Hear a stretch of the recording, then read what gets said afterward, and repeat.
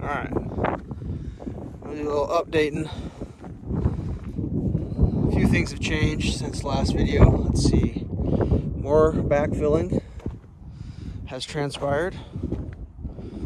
We're setting some plates down. Mainly trying to get the plate there and there because we got to do some custom measuring in on that. You'll see.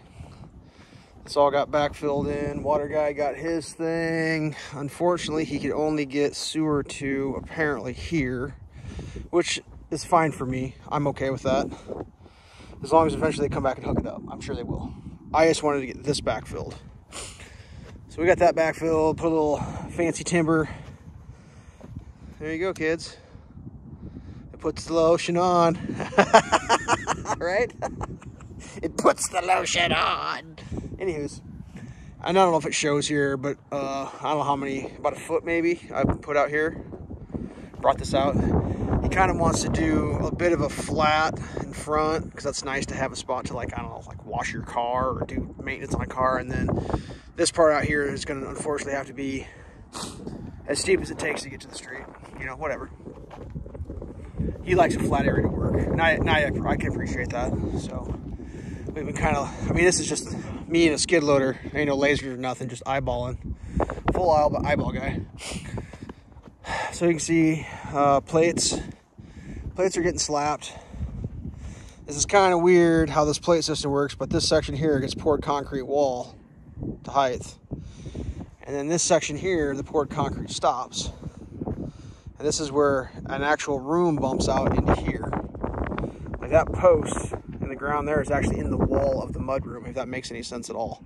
And then it tapers, it's tapered, if you will. And I know it seems weird, but basically from that garage stall there is going to be a straight shot to there. I mean, it's not any smaller, and actually what you get is a larger garage in front.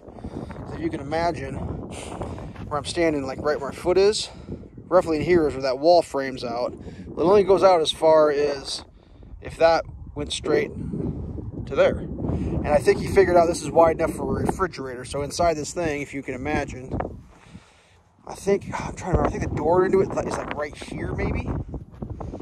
Like kind of where that post is. So there'll be like a door coming into the house, and I think it's like a little bit of a closet on one end. Spare fridge goes with that end, and like maybe some shelving. It's kind of like a transitional mud room. I think he might put a seat out here, and he's gonna store his shoes. Like, just like the house he lives in now has a monstrous mud room, and I'm talking like it's huge. Like, and like nobody used it because the way the garage works, you just come in the corner, turn left. This is a weird deal. I mean, it's full. Trust me, it's full. Anyways, so yeah, right here it transitions back out from a framed wall to a concrete poured wall, and then on this framed wall is where we're hanging the cabinets for the kitchen, because we just, I've heard that you can hang cabinets on this ICF. I just can't imagine that's going to work out in the long run. I mean, I'm just a skeptic, very skeptical of that. So this is designed in the kitchen wall here. So yeah, all right. What else we got going on? I've rambled about that enough. So we're backfilling out here. That's been, I mean, none of this is final. It's just me just eyeballing, just trying to get drainage for the winter. And we got some back drainage going out here as well, tapering that out. Yeah, just, whew. Dirt pile. Dirt pile's getting smaller, that's for sure. Let's take a look at the old dirt pile. I know people are fascinated with the dirt pile, right? So you can see, like, all that was solid dirt. Originally, I could just barely squeeze the skid loader down there. Watch this thing collapse and me fall off. So he's getting some backyard back. Actually had the truck down here today. Kind of got screwed by the wind. Like the next step I've got to do, I can't have wind. And I know it may seem insane, and a lot of, if you're watching this and you're maybe in the trade, you're like, dude, you're crazy. But what we do on this style of building is for the center support wall, we string line it. We put I think we're doing a 3/8 crown, and then we individually measure every stud in calling this center. Center's technically like there, but that's a header over the top. So what we'll do, we're gonna run a string straight up from that, and the string is gonna be hooked straight from there. And on a dead calm day, I gotta get a dead calm day, run the string as tight as a violin all the way across, see where it hits here. This has been plumb leveled and whatever, so the string should just be skating at height. And then I'll go up 3/8 from there, hook the string on that, and then come in, and these are 16 on center. Everyone gets individually measured in. And what that does, puts a slight crown in the floor system. So if by chance I can't get the house built before the next rainstorm, which is very, very, very, very likely, I won't have lakes of water. It'll crown and roll off. It's not my first rodeo. It's a little bit more work, but like, I mean, it just depends on what kind of a product you're trying to put out there. You're trying to slap it out as fast as you can and make it shitty. Yeah, this is not how you do it. If you want it nice and built right to last, yep, this is the way you do it. So that's where we're at. I mean, we had to do some straightening on this because he was just slopping them down. That's fine. We just got it straightened out. So we strung line all this morning. Got that all straightened out. Had to adjust a couple bolts.